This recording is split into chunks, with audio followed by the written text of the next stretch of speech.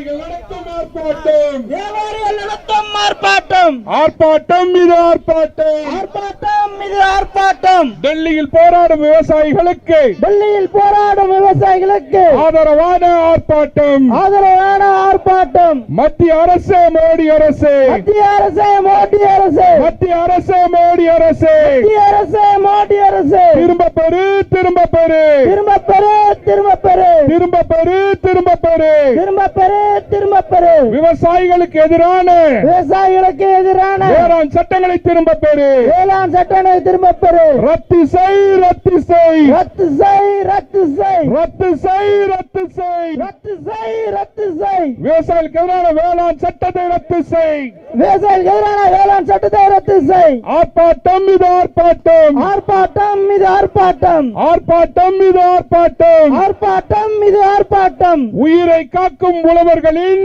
உயிரை காக்கும் உறவுகளின் உரிமை காக்கும் ஆர்ப்பாட்டம், உரிமை காக்கும் ஆர்ப்பாட்டம். தடுத்து நிறுத்து, தடுத்து நிறுத்து, தடுத்து நிறுத்து, தடுத்து நிறுத்து, தடுத்து நிறுத்து, தடுத்து நிறுத்து. தடுத்து நிறுத்து, தடுத்து நிறுத்து. விவசாயிகளின் தற்கொலையை விவசாயியின் தற்கொலையை மோடி அரசு தடுத்து நிறுத்து, மோடி அரசை தடுத்து நிறுத்து.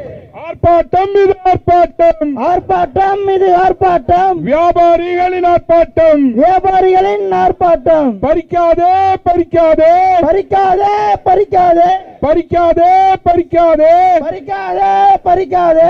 விவசாய சட்டம் என்னும் பேரில் விவசாய சட்டம் என்னும் பேரில் விவசாய உரிமையை பறிக்காதே. விவசாயிகளின் உரிமைகளை பறிக்காதே. கேக்குதா, கேக்குதா, கேக்குதா, கேக்குதா, கேக்குதா, கேக்குதா.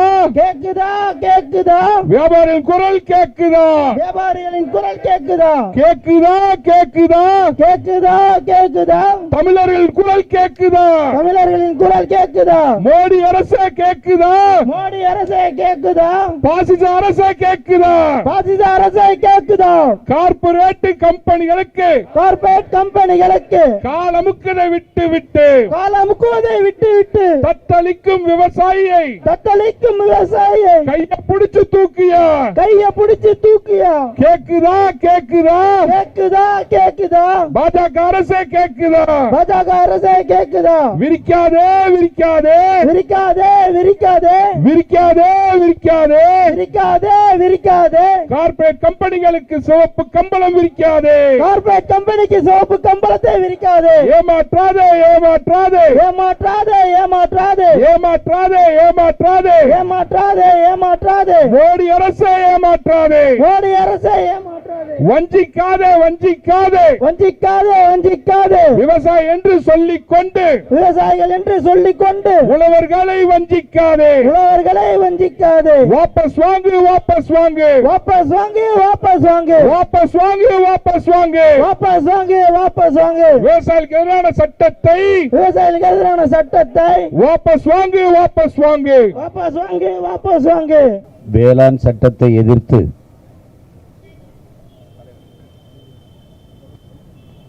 அதை திரும்ப பெற கோரி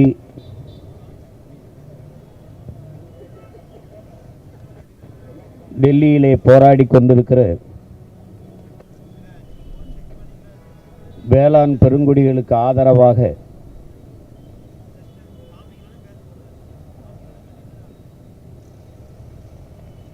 எனது அருமை சொந்தங்கள், இஸ்லாமிய வியாபாரிகள் நலச்சங்கம் சார்பாக இந்த கண்டன ஆர்ப்பாட்டத்தை நடத்தி கொண்டிருக்கிறார்கள். இதை தலைமையேற்று என் அன்பிற்கினிய அயூப் கான் அவர்கள் முன்னிலை வகுத்து அக்பர் அவர்கள், ஏகே முகமது நியாஸ் அவர்கள், சையது அபுதாயிர் அவர்கள், முகமது நூருதீன் அவர்கள், முகமது அராபத் அவர்கள் போன்ற பெருமக்கள் எல்லாம் இதிலே பங்கேற்று ஆர்ப்பாட்டத்தை எழுச்சியோடு நடத்தி கொண்டிருக்கிறார்கள்.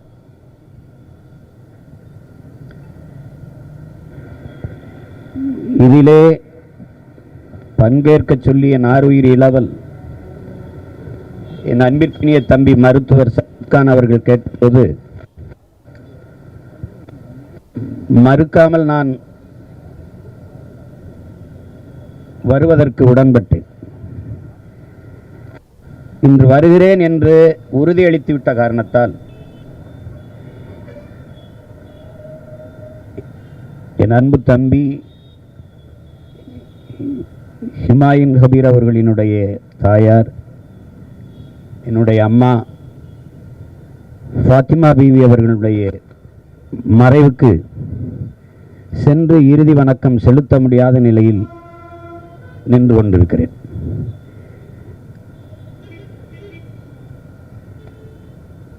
என் தாய்க்கு என்னுடைய கண்ணீர் வணக்கத்தை செலுத்தி என் உரையை தொடங்குகிறேன். எப்போதும் நான் பேரன்பு கொண்டு நேசிக்கின்ற எனது அருமை சொந்தங்களே,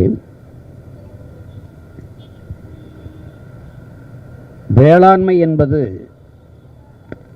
உழவு என்பது ஒரு தொழில் அல்ல, அது மனிதகுல வாழ்வில் ஒரு பண்பாடு, அதுவே ஒரு வாழ்வியல் நெறி. உலகில் வேளாண்மையை கைவிட்ட எல்லா நாடுகளும், வெறுமனே தொழில் வளர்ச்சி என்று பேசிக்கொண்டு போன எல்லா நாடுகளும் பிச்சை எடுக்கின்றன. வேளாண்மையை கைவிட்டுவிட்ட நாடு சோமாலியா, நைஜீரியா, எத்தியோப்பியா, வெனிசுலா, இந்த நாடுகளெல்லாம் என் அன்பிற்குரியவர்கள், என் அருமை சொந்தங்கள், என்னினும் இளைய என் தம்பி தங்கைகள் தட்டி பாருங்கள் வலையொலியிலே. வெனிசுலா இதே போலதான் வளர்ச்சி வளர்ச்சி வளர்ச்சி என்று ஓடியது. கடைசியாக அந்த நாட்டில் ஒரு விலங்கு கூட கிடையாது, ஒரு பறவை கூட கிடையாது. எல்லாவற்றையும் அடித்து தின்றுவிட்டார்கள் பசி. அந்த நிலை என் தேசத்திற்கு, என் குடிகளுக்கு, என் மக்களுக்கு வந்துவிடக்கூடாது என்ற எச்சரிக்கை உணர்வில்தான் உழவர் குடி இன்னைக்கு வீதியில் நின்று போராடுகிறது. இது விவசாயிகள் பிரச்சனை அல்ல, ஒட்டுமொத்த நாட்டின் பிரச்சனை. ஒரு நாட்டில் ஒரு விவசாயி ஏழையாக இருந்தால் அந்த நாடு ஏழை நாடு என்றுதான் கணக்கிடப்படும் என்கிறார்கள். அப்படி என்றால் நம் நாடு எவ்வளவு ஏழ்மையான நாடு என்பதை நீங்கள் சிந்திச்சு பார்க்கணும். ஒரு நாட்டில் ஒரு விவசாயி வாழ்கிறான், வளர்கிறான் என்றால் அந்த நாடு வாழ்கிறது, வளர்கிறது என்று பொருள். ஒரு நாட்டில் ஒரு விவசாயி வாழ முடியாமல் தற்கொலை செய்து சாகிறான் என்றால் அந்த நாடு நாடல்ல, சுடுகாடு என்ற பொருள். ஒரு விவசாயி இன்று மரணிக்கிறான் என்றால் நமக்கு வெறும் செய்திதான். ஆனால் நாளை நாம் உணவின்றி சாகப் போகிறோம் என்பதற்கான எச்சரிக்கை, முன்னறிவிப்பு என்பதை அறிவார்ந்த தமிழ் சமூக மக்கள் சிந்திச்சு பார்க்கணும். இங்கே பேசிய ஐயா எம்ஜிஆர் வல்லத்தரசு கூட, அவங்க கூட பேசினாங்க. ஐயா கூட தமிழர் மறையாக இருக்கிற திருக்குறள், வள்ளுவ பெருமகனார் அவர்களே, சுழன்றும் ஏற்பின்னது உலகம், அதனால் உழந்தும் உழவே தலை என்று சொல்றாங்க. உழுதுண்டு வாழ்வாரை வாழ்வார், மற்றெல்லாம் தொழுதுண்டு பின் செல்பவர். உழுவார் உலகிற்காணி அக்தாச்சாது எழுவாரை எல்லாம் பொறுத்து. உழவினார் கைமடங்கின் இல்லை, விளைவதும் விட்டேம் என்பார்க்கும் நிலை என்கிறார். ஒரு உழவன் கைமடங்கி படுத்து விட்டால் என்றால் வாழ்வில் எனக்கு எதுவுமே வேண்டாம் என்று துறவு பூண்ட துறவி கூட வாழ முடியாதுங்கிறார். இங்கே எல்லாமே வேளாண்மை சார்ந்துதான் இருக்கிறது. எல்லாமே இங்கே எல்லா நகர்ப்புறத்துக்குள்ள வந்து வாழ்கிற மக்கள் எல்லாம் கடையில் போனால் காய்கறி கிடைச்சிருது, பழம் கிடைச்சிருது, முட்டை கிடைச்சிருது, பால் கிடைச்சிருது, பருப்பு எல்லாம் கிடைச்சிருதுன்னு. ஆனால் அதை எங்கோ ஒரு உழவன் வெம்பாடுபட்டு உழுது விளைச்சு அறுவடை செய்து கொண்டு வந்து கடைக்கு சேர்க்கணும் என்பதை அறிவார்ந்த தமிழ் சமூகத்தின் பிள்ளைகள் தெரிந்து கொள்ளணும். புரட்சியாளரான அம்பேத்கர் ஒருவனுக்கு கல்வி கொடுத்து விட்டு வேலை கொடுத்து விட்டால் மட்டும் அவனை வாழ வைத்து விட முடியாது என்கிறார். பிறகு என்ன கொடுக்க வேண்டும்? அவனுக்கு அரிசியும் பருப்பும் கொடுக்க வேண்டும். அதற்கு என்ன செய்ய வேண்டும்? வேளாண்மைக்கு முன்னுரிமை கொடுக்க வேண்டும் என்கிறார் அண்ணல் அம்பேத்கர் அவர்கள். ஆனால் இது விவசாயிகள் பிரச்சனை என்று வீதியில் எல்லோரும் கடந்து நடந்து போய்விட முடியாது. இது ஒட்டுமொத்த நாட்டின் குடிகளின் பிரச்சனை. இந்த சட்டத்தை எப்படி, இந்த சட்டத்தினால் ஒரு விவசாயி பாதிக்கப்பட்டால், அந்த சட்டத்தில் வருது பாருங்க, அந்த சட்டத்தினால் ஒரு விவசாயி பாதிக்கப்பட்டால் அதுக்கு மத்திய மாநில அரசுகள் பொறுப்பு ஏற்காது. அது நீதிமன்றத்திற்கு சென்று வழக்காகவும் முறையிட முடியாது. எப்படிப்பட்ட சட்டம் வரும்? இப்ப பாதிப்பு ஏற்படாதனால், பாதிப்பு ஏற்பட்டால் நாங்க பொறுப்பு ஏற்கிறோம் என்று சொன்னால் அது அரசு. பாதிப்பு ஏற்பட்டால் நாங்கள் பொறுப்பேற்க முடியாது என்று விலகிக் கொண்டால் அது அரசு அல்ல, அது தரிசு என்பதை புரிந்து கொள்ளும். அப்ப எப்படியும் பாதிப்பு இருக்கு. எப்படி இருக்கு பாருங்க. ஒரு நாட்டின் குடிகளை பாதுகாக்கத்தான் அரசின் நிறுவனம். அரசு குடிகளுக்கு பாதிப்பு வந்தால் நான் பொறுப்பேற்க முடியாது என்று சொல்வது எவ்வளவு பொறுப்பற்றதனம் என்பதை அறிவார்ந்த தமிழ் சமூகத்தின் மக்கள் சிந்திச்சு பார்க்கணும். இதுல என்னன்னா, இங்க பேசியவர்கள் எல்லாம் என்னன்னா, உணவு என்பது மிக முக்கியமான உயிர் தேவையா இருக்கு. அந்த உணவை மிகச்சிறந்த சந்தையாக்கி விட வேண்டும், மிகப்பெரிய சந்தை பொருளாக ஆக்கிவிட வேண்டும் என்பதுதான். ஏற்கனவே அறிவை வளர்க்கும் கல்வி, உயிரை காக்கும் மருத்துவம், உலக உயிர்களின் உயிர் உடைமையாக இருக்கிற, உயிர் தேவையாக இருக்கிற தண்ணீர், இது எல்லாமே சந்தையாகிவிட்டது. மிக உயர்ந்த விற்பனை பண்டமாக பொருளாக மாறிட்டது. மிக உயர்ந்த சந்தை. ஆனால் கடைசியாக வேளாண்குடி, இந்த வேளாண் விளைபொருட்களும் இதுல மிகப்பெரிய சந்தை இருக்குது. இப்படின்னு நீங்க பாத்தீங்கன்னா, கொரோனா வந்துருச்சு, ஊரடங்கு உத்தரவு போட்டாச்சு, நாடடங்கு போட்டாரு பிரதமர், எல்லாரும் வீட்டை விட்டு வெளியில வராதீங்க. ஆனால் என்ன நடந்தது? யாரும் பணத்தை எடுத்துக்கொண்டு விலை உயர்ந்த கார் வாங்குவோம் என்று செல்லவில்லை அன்பிற்குரிய சொந்தங்களே. யாரும் விலை உயர்ந்த செல்பேசி அலைபேசி வாங்குவோம் என்று செல்லவில்லை. யாரும் போய் நகைகளை வாங்கி வருவோம் என்று செல்லவில்லை. பட்டாடைகளை, உடைகளை வாங்குவோம் என்று செல்லவில்லை. காய்கறி கடைக்கும் மளிகை கடைக்கும் தான் ஓடினார்கள். அன்பிற்குரியவர்களே, கார் இல்லாமல் நீங்கள் வாழ்ந்து விட முடியும், செல்போன் இல்லாமல் வாழ்ந்து விட முடியும், தங்கம் இல்லாமல் வாழ்ந்து விட முடியும், எதுவில்லாமலும் வாழ முடியும். நீரும் சோறும் இல்லை என்றால் நீங்கள் வாழ முடியாது, செத்து போவீர்கள். பரிதவித்து நின்றோம். படிப்பினை இருக்கிறது, நமக்கு படிப்பினை இருக்கிறது. ஆனால் இவர்கள் காட்டுவது எது? இவர்கள் அத்தியாவசிய பொருள் என்று காட்டுவது எது? Car, cellphone. காரும் செல்போனும். உலகில் எந்த நாட்டில் கார் இல்லை என்று புரட்சி வந்திருக்கிறது? எந்த நாட்டில் செல்போன் இல்லை என்று மக்கள் வீதியில் வந்து போராடி இருக்கிறார்கள்? ஆனால் எந்த நாட்டிலாவது நீரும் சோறும் இல்லை என்றால் அந்த நாட்டில் எழுகிற புரட்சியை எவர் எதிர்கொண்டு நிற்க போறது? யார் எதிர்கொள்வார்? யார் எதிர்கொள்வார்? இந்த சட்டத்தில் என் அன்பிற்குரிய சொந்தங்கள், அறிவார்ந்த எனது உறவுகள் சிந்திக்கணும். தக்காளி, உருளைக்கிழங்கு, வெங்காயம், பருப்பு போன்ற விதை பொருள்கள் அத்தியாவசிய பொருள்கள் அல்ல, சட்டம் சொல்லுது. தக்காளி, வெங்காயம், உருளைக்கிழங்குலாம் அத்தியாவசியமான பொருளா இல்லையா? உங்க சட்டம் சொல்லிட்டு அது அத்தியாவசியமான பொருள் இல்லைன்னு ஆயிருமா? அத்தியாவசியமான பொருளாக இருக்கும் போதே வெங்காயம், பருப்புக்கு பெரும் தட்டுப்பாடு வருது. வெங்காயத்தை எங்கிருந்து இந்த வெங்காயங்களை இறக்குமதி செய்து எத்தியோப்பியா என்கிற பாலைவன நாட்டில், ஈஜிப்துங்கிற பாலைவன நாட்டில் இருந்து இறக்குது. அவன் எப்படி விவசாயம் செய்யறான்? மணலை தள்ளிட்டு இங்கிருந்து மண்ணை கப்பல் கொண்டு இறக்கி அதில் பாலித்தீன் சீட்டை விரிச்சு அது மேலே மண்ணை கொட்டி அதில் விளைய வச்சு எனக்கு வெங்காயம் கொடுக்குறான். தன் தேசத்தின் குடிகளுக்கு வெங்காயத்தை கூட விளைய வச்சு கொடுக்க முடியாத வெங்காயங்கள்ட்ட நாடு இருக்கு. எப்படி இருக்கு பாரு. ஒரு பாலைவன நாட்டிலிருந்து இறக்குமதி செய்து அம்மையார் நிர்மலா சீதாராமன் பாராளுமன்றத்தில் கேட்குறாங்க, இப்படி வெங்காயம் பற்றாக்குறை ஆயிடுச்சுன்னு. நான் சாப்பிட்றதில்ல, அதனால எனக்கு கவலை இல்லைன்னு. எவ்வளவு பொறுப்பான அமைச்சர். நான் கேட்ட மாட்டுக்கறி கூட தான் நீங்கள் சாப்பிட்றதில்ல, அப்போ நாங்கள் சாப்பிட்டா நீங்கள் ஏன் கவலைப்படுறீங்கன்ட்டு. அதனால ஏன் கவலைப்படுறாங்க?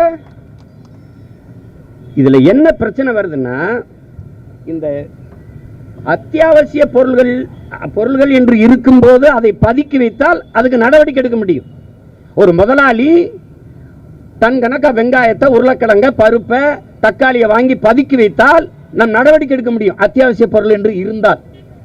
அத்தியாவசிய பொருள் என்று இல்லை என்று அறிவித்து விட்டால் ஒரு பெரும் முதலாளி, ஒரு கார்பரேட் கூட்டுணைவு நிறுவனத்துக்காரன் வெங்காயத்தையோ பருப்பையோ உருளைக்கிழங்கையோ தக்காளியோ வாங்கி சேமித்து வைத்து அதில் பற்றாக்குறையை ஏற்படுத்தி 1 கிலோ தக்காளி 1000 ரூபாய் என்று சொன்னாலும் நீங்க வாங்கித்தான். அவன் இஷ்டத்துக்கு விலையை ஏற்றி விற்கலாம். அதை கேள்வி கேட்காத அரசு எப்படி இருக்கு பாருங்க. இது முழுக்க முழுக்க வேளாண் குடிமக்களை ஏற்கனவே செத்துக் கொண்டிருக்கிறாங்க. வாழ முடியாமல் பல லட்சக்கணக்கான விவசாயிகள் செத்துக்கிட்டு இருக்காங்க. இந்த 10 ஆண்டுகள்ல மட்டும் எத்தனை விவசாயி செத்துருக்காங்க? அதை பற்றி கவலையே படுவதில்லை, அதை பற்றி சிந்திக்கிறதே இல்லை. இப்ப என்னன்னா, நான் ஒரு விவசாயி, நான் விளைய வச்சு கொண்டு வருவேன். அவரு எப்படி விளைய வச்சு எவ்வளவு தரமா நான் விளைய வச்சு கொண்டாலும் தர நிர்ணயத்தை வாங்குறவரே முடிவு பண்ணுவார். அவர் இது தரமா இல்லைன்னா நான் வீட்டுக்கு போய் சாக வேண்டியதுதான். 1 கிலோ தக்காளி நான் விளைய வைக்கிறதுக்கு 20 ரூபா ஆயிருது. கொண்டு வந்து அவர்கிட்ட கொடுத்தா அவர் 10 ரூபாய்ன்னு சொல்லுவார். நான் பாதி விலைக்கு கொடுக்கும்போது அங்கேயே நான் பாதி இழந்துடுறேன், நட்டப்பட்டுறேன். வேண்டாம், நான் பொருளை விற்கலைன்னு கொண்டு போனால் என் பொருள் கெட்டு போகும். அப்போ நான் வந்த விலைக்கு விற்கிறேன். இப்போ நான் என்ன பண்ணுறேன்? நட்டப்பட்டேன். நேர பால் டாலை வாங்குறேன், கொண்டு வயலில் குடிச்சு செத்துறேன். இதான் நடக்குது, இதான் நடக்குது. இப்போ நான் என்ன வீட்டுக்கு போகிறேன், 10 ரூபாய்க்கு 1 கிலோ விற்றுட்டு வீட்டுக்கு போகிறேன். அங்கே என் மனைவி சமைக்க தக்காளி வாங்கிட்டு வான்னு சொல்லுவான். திருப்பி நான் கடைக்கு போவேன், அவன் 100 ரூபா சொல்லுவான் 1 கிலோ. எப்படி இருக்கு பாருங்க, எவ்வளவு பெரிய பேராபத்து நிகழ்ந்து பாருங்க. ஏற்கனவே வேளாண்குடிகள் வாழ முடியாமல் தவித்து நிற்பதற்கு காரணம், உலகத்தில் எந்த பொருளையும் உற்பத்தி செய்கிற முதலாளி அதற்கான விலையை தீர்மானிக்கிறான். பிளேட்டு கத்திலிருந்து குண்டூசி வரைக்கும். குண்டூசி, ஒரு குண்டூசி 1 ரூபா 2 ரூபா, பிளேட்டு கத்தி 10 ரூபா. அவனே தயாரிக்கிறவனே முடிவு பண்ணுவான். ஆனால் ஒரு உழவர் குடிமகன் அவன் விளைய வைக்கிற கரும்புக்கோ வாழைக்கோ தேங்காய்க்கோ அரிசிக்கோ பருப்புக்கோ அவன் விலையை தீர்மானிக்க முடியாது. வாங்குறவன் தான் தீர்மானிக்கிறான். இதுதான் இந்த விவசாயிகள் இதுவரைக்கும் இந்த நாட்டை ஆண்ட தலைவர்கள் ஏழை விவசாய பெருங்குடிகள் தான் பேசுறான். விவசாயி ஏண்டா ஏழையா இருக்கான்? ஒரு நாட்டில் விவசாயி ஏழைனா வேற எவன் வாழுவான்? எவன் வாழுவான்? வேளாண்மை சார்ந்துதான் எல்லாம் இருக்கு. உனக்கு பாலை வந்தான் தர்றான், முட்டை வந்தான் தர்றான், கறியை வந்தான் தர்றான், எல்லாமே வந்தான் தர்றான். அரிசி பருப்பு காய்கறி கீரை எல்லாம். அப்ப அவன் ஏழையா இருக்கான்? சாராயம் விற்கிறவன் கோடீஸ்வரனா இருக்கான், சிகரெட் தயாரிச்சு விற்கிறவன் கோடீஸ்வரனா இருக்கான். என் அன்பிற்குரிய தம்பி தங்கைகள் சிந்திக்கணும். கார் தயாரிச்சு விற்கிறவன் கோடீஸ்வரனா இருக்கான், செல்போன் விற்கிறவன் கோடீஸ்வரனா இருக்கான். ஆனால் இவன் எல்லாருக்கும் சோறு போடுறவன் கடைசி வரை ஏழையா இருக்கான். ஏன்? ஏன்? எப்படிப்பட்ட அமைப்பு? இவங்கள மாதிரி ஒரு கூட்டத்தை நீங்க பார்த்திருக்கீங்களா? மத்திய நெல் ஆராய்ச்சி நிறுவனத்தினுடைய தலைவர் ராத்தேலால் ரிச்சாரியா நாடெங்கிலும் பயணம் செய்து ஒரு பெரியவர். 22,972 வகை நெல் வகைகளை, பாரம்பரிய நெல் விதைகளை வாங்கி சேமிச்சு வச்சிருந்தார். பாரம்பரிய நெல் வகைகளை ஒரே நாள்ல 2003 சிம்சாண்டோ நிறுவனத்தை எடுத்து கொடுத்துருச்சு இந்த அரசு. விதை இல்லை ஒன்றை.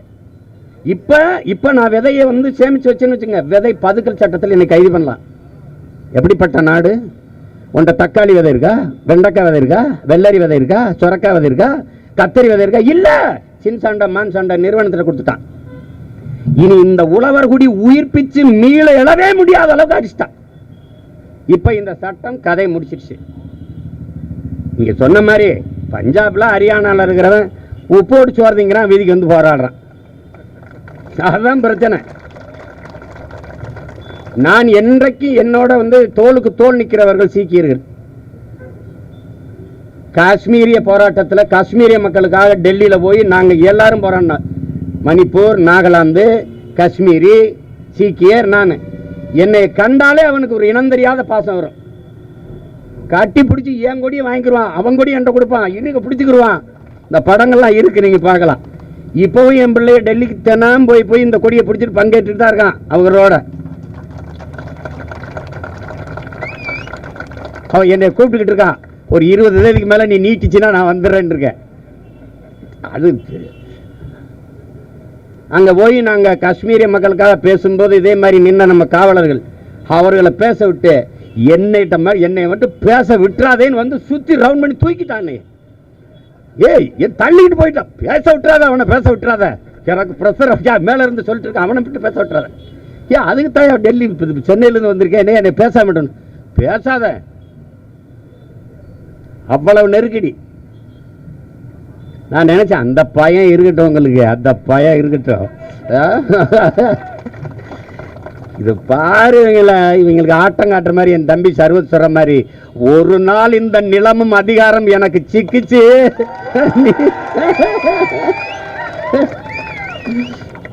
அது என்ன நடக்கும், புரட்டி போடும் தலையில. வேற எங்கேயாவது போய் நீட்டு, வேற எங்கேயாவது போய் காட்டுன்றேன். அங்கிட்டு போய் நீட்டுப்பா வேளாண் சட்டம் எங்க? இந்தியாவில். என் நாட்டில் இல்லை, இந்தியாவில். ஆமாடா, நமக்கு பாதிக்காதரா. எங்க முதல்வர் அதை சரியா படிக்காம புரிஞ்சு கொள்ளாம நல்ல சட்டம் தானேங்கிறது. இது பனைமரத்தில் செஞ்ச சட்டம் இல்ல, இது பாதிப்பு சட்டம். இது இது இது அவர்கிட்ட சொன்னா இப்படி இப்படி ஒண்ணு சொல்ல நல்ல சட்டம் தானே. இந்த சட்டத்தில் ஒன்றும் செய்ய முடியாது. இது ஒரு கொடுமை. இது கூட்டணி வச்சுட்டதுனால அவங்க கொண்டு வரதெல்லாம் நல்லது நம்ம நினைச்சு சும்மா இருக்க முடியுமா? இப்ப இந்த மக்கள் நலன் சார்ந்து ஒரு பாரதிய ஜனதாக்காரர்கள் இதுல அந்த சட்டத்தில் இருக்க ஒரு நியாயத்தை தர்மத்தை எடுத்து பேசுங்களேன். நியாயமாற ஒரு நல்லது சொல்லுங்களேன், ஒரு நல்லது.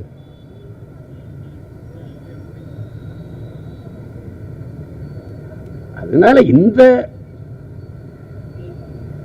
வேளாண்மையை பாதுகாக்காது ஒரு தேசத்தின் குடிகள் வாழவே முடியாது.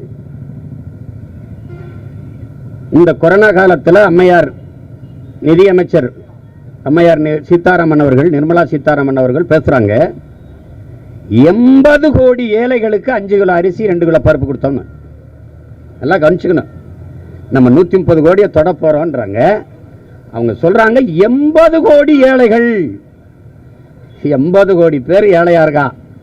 அதுல அவங்க சொல்றாங்க 45 கோடி அன்றாடங்காட்சிகள், தினக்கூலிகள். காலையிலிருந்து சாயந்தரம் வரை வேலை செய்தால் தான் உணவு. அது எத்தனை பேர் இருக்கான்? 45 கோடி இருக்கான். ஆனா நாடு டெவலப் ஆகுது, டெவலப் ஆகி போயிட்டே இருக்கு. அது எங்கிட்டு டெவலப் ஆகுது? அம்பானி அதானி டெவலப்.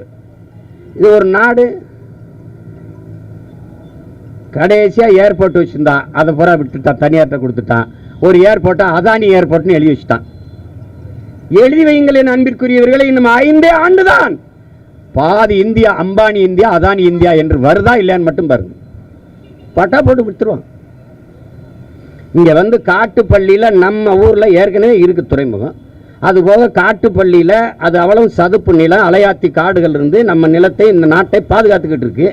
அதுல 6111 ஏக்கர் கடலுக்குள்ள எடுத்து கொடுத்து அதானியை கொண்டாந்து துறைமுகம் கட்ட வர்றாரு. அதானி ஏன் துறைமுகத்தை தனியார் கட்டுறான்? ஏன் கட்டுறான்? எது கட்டுறான்? அவ்வளவும் பவளப்பாறைகள் மீன் உருவாகிற அந்த அவ்வளவும் அழிஞ்சு நாசமாயிரும். ஏற்கனவே விளிங்கத்தில் கட்டினான். விளிங்கத்தில் கட்டும் போது அவரை பினராயி விஜயன் எச்சரிச்சுக்கிட்டாரு, கட்டிட்டில நீ வெளியேறுன்ட்டார். பராமரிக்கிறது எங்க அரசு பராமரிச்சுக்கிறோம். 8000 கோடிக்கு ஒப்பந்தம். அதுல அரசை கடன் கொடுத்துருது அவர் கட்டுறதுக்கு.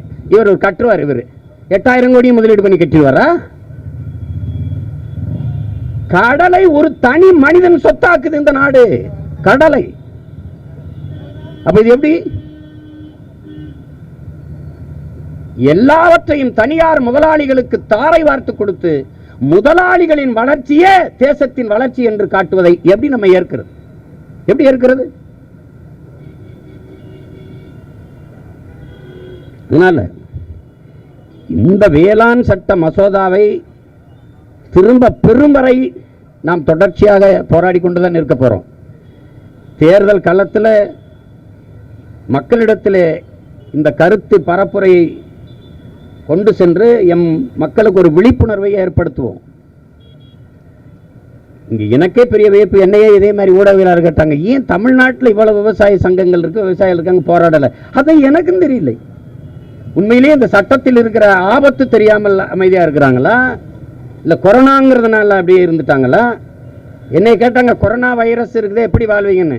பாரதிய ஜனதாங்கிற கொடிய வைரஸோடவே நாங்கள் வாழ்ந்து கொண்டு இருக்கும் போது, இது ஆர்எஸ்எஸ் பிஜேபியோடவே வாழும்போது இது பெரிய பெரிய கொரோனா எனக்கு ஒன்றும் பெருசா தெரியல. அது அதை விட கொடிய வைரஸ். இவ்வளவு பிரச்சனைகள் நாடெங்கிலும் போராடிக்கிட்டு இருக்கிறாங்க. ஒருத்தர் இதுக்கு கருத்து, இப்போ ஒரு பாரதிய ஜனதா கட்சியின் தலைவர்கள், ஆட்சியில் இருப்பவர்கள் ஒருத்தர் பேசுவதில்லை.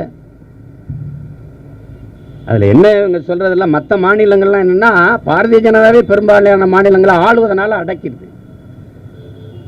பஞ்சாபில் அவன் எவனுக்கும் கேட்க மாட்டான். இந்த பாரு என்னை கேட்டால் என்ன சீக்கிய இவங்கெல்லாம் வந்து இப்படி ஒன்றா நிற்கிறீங்களேன்னு, எவனுக்கு தூய ரத்தம் இருக்கோ அவன்லாம் நாங்கள் ஒன்றா சேர்ந்துடுறோம். அதுதான் எங்களுக்கு பியூர் ரேஸ், நாங்கள் கலப்படம் இல்லாமல் அடிக்கிறோம். எவனுக்கும் பயம் கிடையாது, எவனுக்கும் பயம் கிடையாது. வந்து பாருங்க 1.5 கோடி தான், 1.5 கோடி தான் சீக்கியர்கள். ஒரு பிச்சைக்காரனை நீ பார்க்க முடியாது, பிச்சை எடுக்க மாட்டான், பிச்சை எடுக்க மாட்டான். 1.5 கோடி தான் விளையாடுவான். விளையாட்டில் ஒலிம்பிக்கா காமன்வெல்த்தா நீ பாரு, ஒன்று விளையாடுவான், இல்லைன்னா விளையாட்டு அணியின் நிர்வாகியாக இருப்பான், பயிற்சியாளராக இருப்பான். அவன் கோட்பாட்டில் உறுதியாக இருப்பான்.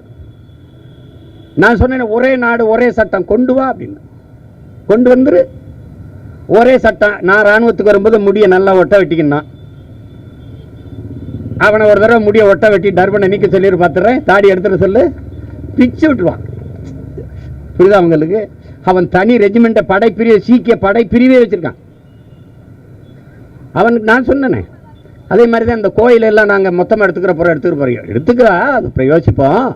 நீ முதல்ல ஐயப்பன் கோயிலையே இந்த திருப்பதி வெங்கடாசலபதியில எடுத்துட்டு வா, அப்புறம் என் கோயிலை தர்றதை பற்றி யோசிப்பா. எல்லாமே எல்லாமே ஏமாற்று. அதெல்லாம் பாதாளத்தில் இருக்க பொருளாதாரம் வீழ்ச்சி கண்டிருக்குது. திடீர்னு வந்து 20 லட்சத்துக்கு அறிவிச்சுட்டு போறாரு.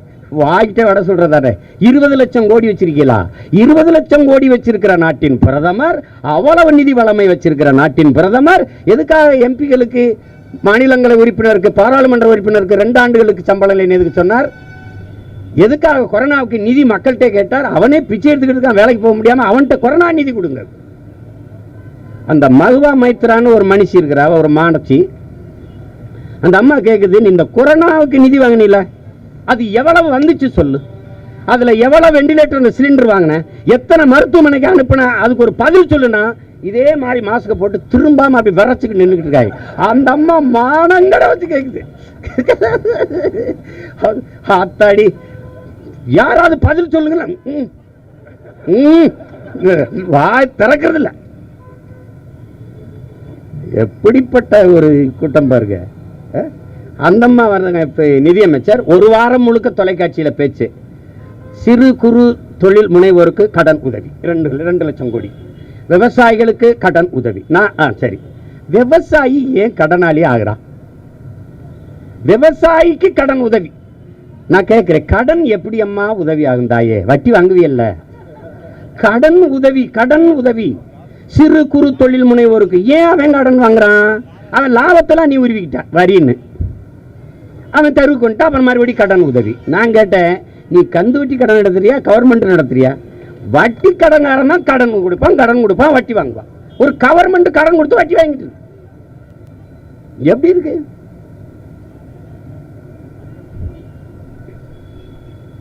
கால கொடுமையில் கிராமத்தில் சொல்லுவாங்க, இது கால கொடுமையப்பா, கால கொடுமை. அந்த மாதிரி ஒரு கொடுமையான காலத்தில் சிக்கி கொண்டோம். நம்ம பேராபத்தை நோக்கி இந்த நாட்டையும் மக்களையும் நகர்த்தி கொண்டிருக்கிறார்கள் இந்த தரகர்கள்.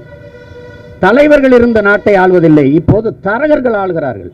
உள்நாட்டு வெளிநாட்டு பெரும் முதலாளிகளுக்கும் சொந்த நாட்டு மக்களுக்கும் இடையே தரகு வேலை பார்ப்பவர்களிடத்திலே அதிகாரம் சிக்கிக் கொண்டது. அதனாலதான் இங்கே நம்ம வீதியில் இன்னும் போராடிக்கிட்டு கொண்டிருக்கு. ஆங்காங்கே போராட்டம் புரட்சி வெடித்துக் கொண்டிருக்கிறது. மாணவன் வீதிக்கு வருகிறான், மீனவன் வீதிக்கு வருகிறான், உழவர் குடி வந்து விட்டது, மருத்துவ பெருமக்கள் வந்துட்டார்கள், ஆசிரியர் பெருந்தகைகள், இன்னும் காவல்துறை ஒண்ணுதான் வரல. ஆமா, எல்லாரும் வீதியில் வந்து போராடுகிறார்கள். ஆங்காங்கே நெருப்பு துண்டுகள், ஆங்காங்கே புரட்சி தீ. அது ஓரிடத்தில் ஒன்றிணைந்த புள்ளியில் தேசம் மாபெரும் புரட்சியை எதிர்கொள்ளும். புரட்சி என்பது தனி மனிதனின் கட்டளைக்கு கீழ்ப்படிந்து வருவது அல்ல. அது சொந்த விருப்பு வெறுப்பிலையும் புரட்சி வருவதல்ல. வரலாற்றின் போக்கில் முதிர்ச்சி அடைதுங்கிறான் லெனின். எப்போது வரும் புரட்சி லெனின்? எப்போது வரும்? இதுவரை வாழ்ந்தது போல இனி எப்போதும் வாழ முடியாது என்கிற நிலை உருவாகுமானால் மக்கள் தாங்களாகவே கிளர்ச்சி செய்து புரட்சி செய்வார்கள். அந்த நிலை என் தேசத்தின் குடிகளுக்கு வந்துவிட்டது. ஆட்சியாளர்கள் மிக கவனமாக இருக்கணும். நாம வெட்டிச்சு கிளம்பும்போது என்ன பண்ணுவாங்க, தனித்தனியா விமானம் வச்சிருக்கான், பறந்து வேற நாட்டுக்கு ஓடிப்பிடுவான். அதுக்கு நம்ம பிரதமர் நல்ல வெல் ட்ரெயின்டு, பறந்து பல ஊருக்கு போய் எல்லாம் பார்த்து எல்லாம் செட்டில் உடனே பறந்துரு. எனவே இது என் அன்பிற்குரிய சொந்தங்கள், குறிப்பாக என் உழவர் குடிகள் மிகுந்த விழிப்புணர்வோடு இந்த சட்டத்தை எதிர்த்து நாம் போராடி இதை தகர்க்க வேண்டிய தேவை இருக்கிறது. நாம் அமைதி காப்பது என்பது இந்த சட்டத்தை ஆமோதிப்பது ஏற்பது போல ஆகிவிடுகிறது. மாண்புமிகு தமிழர் முதல்வர் அவர்களும் இந்த சட்டத்தை கூராய்ந்து பார்த்து இதற்கு எதிராக நீங்கள் குரல் எழுப்ப வேண்டும். இது ஏற்புடைய சட்டம் அல்ல, இது மிகவும் பாதிப்பை ஏற்படுத்தக்கூடிய ஒரு சட்டம். வேளாண்குடி மக்கள் எதிர்காலத்தில் வாழ முடியாது என்கிற சூழல். இப்பவே வீதியிலே தக்காளி வெண்டைக்காயை கொட்டி விவசாயிகள் போராடுவதை நீங்கள் காட்சிகளை பார்க்கிறீர்களா இல்லையா? அதனால் இந்த கொடும் சட்டத்தை நாங்கள் எதிர்க்கிறோம், அதை தகர்க்கிறோம். தகர்க்கிறவரை நாங்கள் போராடுவோம், அதில் பின்னடைய மாட்டோம். எதிர்வரும் தேர்தல் களத்திலே இதை கடும் பிரச்சாரமாக நாங்கள் எடுத்து போவோம். இந்த ஆட்சியாளர்கள் கொண்டு வந்த கொடும் சட்டங்களை அது எவ்வளவு பெரிய தாக்கத்தை பாதிப்பை இந்த தேசத்தின் குடிகளுக்கு ஏற்படுத்தும் என்பதை விளக்கி நாங்கள் கூறுவோம். கருத்தியல் புரட்சியின் மூலம் என் மக்களின் கவனத்துக்கு எடுத்து செல்லுவோம். அந்த வழியில் இந்த இஸ்லாமிய வியாபாரிகள் நலச்சங்கம் இந்த போராட்டத்தை முன்னெடுத்திருப்பதை நான் பெரிதும் பாராட்டுகிறேன். இங்கே பேசிய என் சகோதரர் கூட சொன்னார், இஸ்லாமியர்களுக்கும் இந்த போராட்டத்துக்கு சோறுங்கிற ஒவ்வொருத்தருக்கும் இது பிரச்சனை தான். அது சொன்னார் அழகாக. நாங்கள் சோறு சாப்பிட்றோம், அதுலேயே அவர் இந்த போராட்டத்துக்கு முன்னாடி உப்பு போட்டு சோறு சாப்பிட்றாரு, கொஞ்சம் மான ரோசம் சூடு சோறு எல்லாம் இருக்குது, அதனால் அதை செய்வோன்னு சொல்கிறாரு. இது விவசாயிகள் போராட்டம் அல்ல, இது தேச குடிகளினுடைய போராட்டம். இது அப்படிதான் நீங்கள் பார்க்கணும். அப்படி விவசாய போராட்டம்னா விவசாயம் மட்டும் சாப்பிட்டுக்கிட்டு நீங்கள் பட்டினி நடந்து சாக்க அப்படி எல்லாம் செய்ய சாப்பிட மாட்டோம், எங்களுக்கு சோறு அவசியம் இல்லை அப்படின்னு நினைக்கிறவங்க வேணா இந்த உங்கள் பிரச்சனை இல்லைன்னு நீங்கள் கடந்து போகலாம். அப்படி யாரும் இங்கே இருக்க முடியாது. வெறும் பீஸா பர்கரே சாப்பிட்டு போக முடியாது. அது பார்த்துக்கிட்டு கவனமாக, இது மக்களின் போராட்டமாக மாற வேண்டும், நாம் அதை மாற்ற வேண்டும் என்பதுதான் என்னுடைய கோரிக்கை. இந்த போராட்டத்தை குறுகிய காலத்தில் இப்படி இந்த உணர்வு தீயை பற்ற வைப்பதற்காக இங்கே என்னுடைய பேரன்புக்கினிய இஸ்லாமிய சொந்தங்கள் தங்களுடைய வியாபார நலச்சங்கத்தின் சார்பாக இதை முன்னெடுத்திருப்பதை நான் பெரிதும் பாராட்டுகிறேன். அவர்களுக்கு என் உளமார்ந்த நன்றியை தெரிவித்துக் கொள்கிறேன். டெல்லியிலே போராடுகிற வேளாண் குடிமக்களுக்கு எப்போதும் தமிழர்கள் நாங்கள் துணை நிற்போம் என்று கூறி என் உரையை முடிக்கிறேன். நன்றி, வணக்கம். நாம் தமிழர்.